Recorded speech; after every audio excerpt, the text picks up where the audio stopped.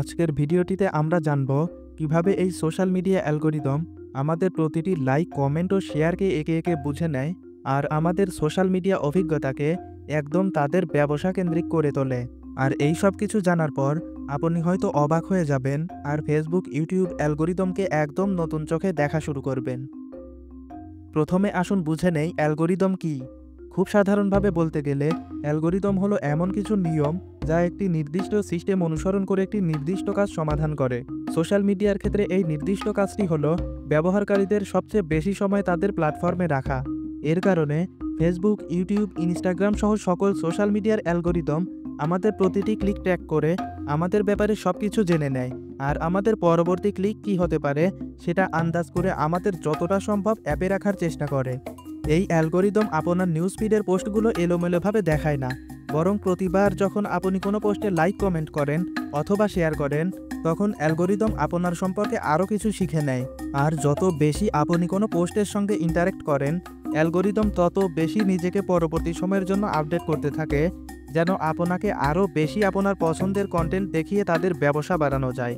যেমন আপনি যদি ইউটিউবে অনেক কুকিং ভিডিও দেখে থাকেন, তবে পরের বার ইউটিউব খোলার সাথে সাথে ইউটিউব অ্যালগরিদম আপনাকে কুকিং সংক্রান্ত আরও ভিডিও দেখাবে। হয়তো এমন একটি রেসিপি ভিডিও দেখাবে যা আপনি আগে কখনো খেয়াল করেননি। অ্যালগরিদম এতটাই সঠিকভাবে কাজ করে যে এটি হয়তো এমন কিছু দেখাবে যা আপনি পূর্বে কখনো চিন্তাও করেননি। তবে শুধু এটুকুই নয়, এসব অ্যালগরিদম আপনার নর্মাল পছন্দের চেয়ে ব্যক্তিগত কন্টেন্ট উপস্থাপনার দিকে বেশি মনোযোগ দেয়। আপনি কোনো না কোনো সময় এটা বুঝতে পারবেন যে আপনি প্রায়ই এক ধরনের ভিডিওতে আটকে যাচ্ছেন, কারণ অ্যালগরিদম জানে কোন ধরনের ভিডিও আপনার মনোযোগ ধরে রাখবে। এভাবেই সোশ্যাল মিডিয়া আপনাকে একটা ট্র্যাপে ফেলে যা আপনাকে আরও বেশি করে অ্যাপটি ব্যবহার করতে বাধ্য করে। এই অ্যালগরিদম শুধুমাত্র একবার শিখে নেয় ব্যাপারটা এমন নয়, বরং তারা সব সময় শিখতে থাকে। একে বলা হয় মেশিন লার্নিং। আর এই মেশিন লার্নিংয়ের মাধ্যমেই অ্যালগরিদম আপনার গতিবিধি আরও ভালোভাবে বুঝতে পারে। প্রত্যেকবার যখন আপনি কোনো পোস্টে লাইক করেন বা একটু বেশি সময় দেন তখন অ্যালগরিদম আরও স্মার্ট হয়ে ওঠে, যাতে পরবর্তীবার আপনাকে আপনার ইন্টারেস্টেড কন্টেন্ট দেখাতে পারে।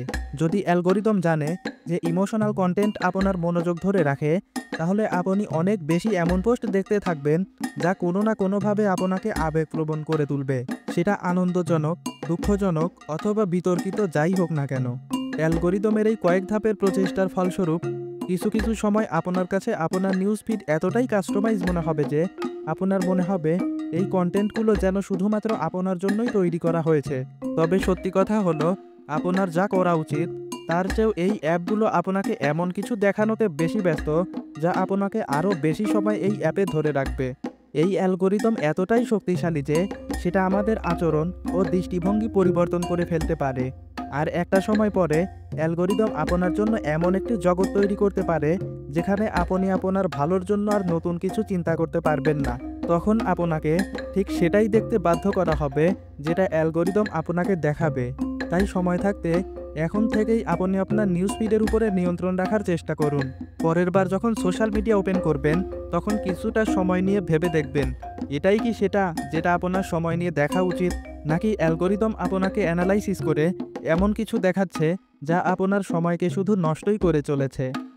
আর হ্যাঁ, আমি 2022 সাল থেকে থাম্বনেল ডিজাইনিং, স্ক্রিপ্ট রাইটিং এবং ভিডিও এডিটিং কাজের সাথে যুক্ত আছি। আপনার যদি স্টোরি টেলিং স্ক্রিপ্ট, আইক্যাথি থাম্বনেইল এবং একই সাথে প্রফেশনাল ভিডিও এডিটিং সার্ভিসের প্রয়োজন হয়, আমাকে নক দিতে পারেন।